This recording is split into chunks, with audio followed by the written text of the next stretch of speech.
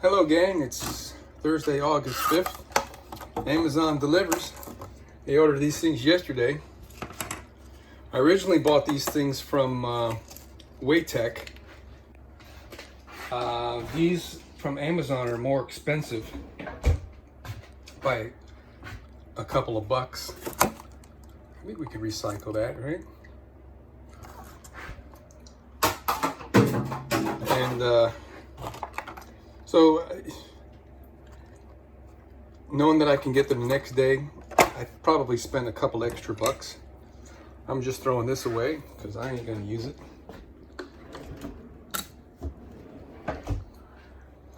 Let me move these. So I need two of them.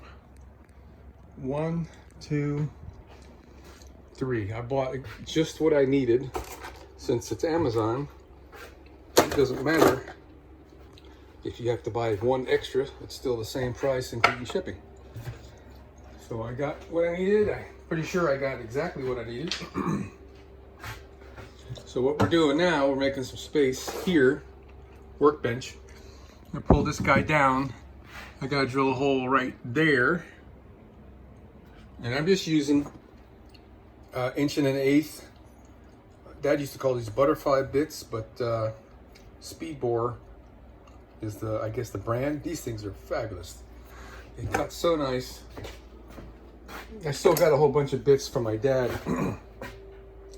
If you look at the Speedbore, they've got this hollowed out here so that there's a better angle to this cutting edge, and they got the little points here. The old timers were just flat and flat on the face as well. So yeah, these are great bits. I'm very happy with them. So we're gonna take this guy down so we can,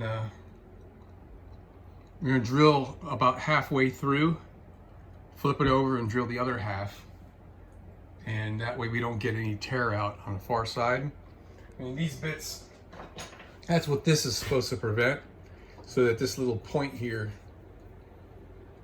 cuts through. It's very sharp, but I find it works very nice if just drill halfway and then drill the other half on the other side. So we're gonna get that hole drilled.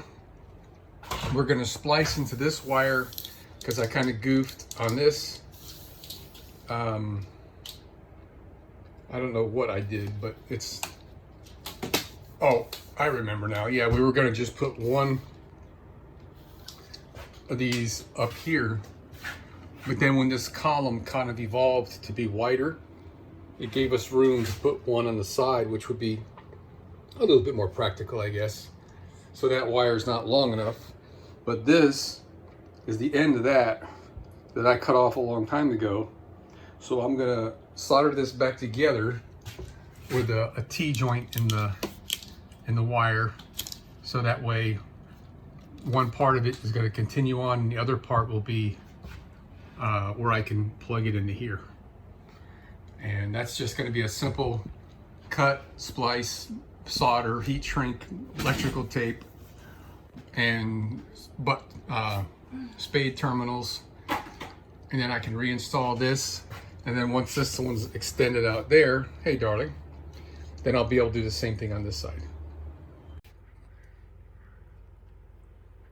All right, so I put a small piece of heat shrink on the single wire and shrunk it in place just to make sure that the larger one will shrink down enough, like I got there. It might have worked with just without it. Yeah, look at there. That is final installed. 120 volt outlet is in place. 12 volt power port. 12 volt power port. Got our little switches here. I need to leave that on, I guess. I know I've got to open this up in the near future because we're going to put a fan in the ceiling here. And the wires are there rolled up, but I'm going to have to, cut the ceiling and pull the wires. So that, at least that one right there is going to have to come off.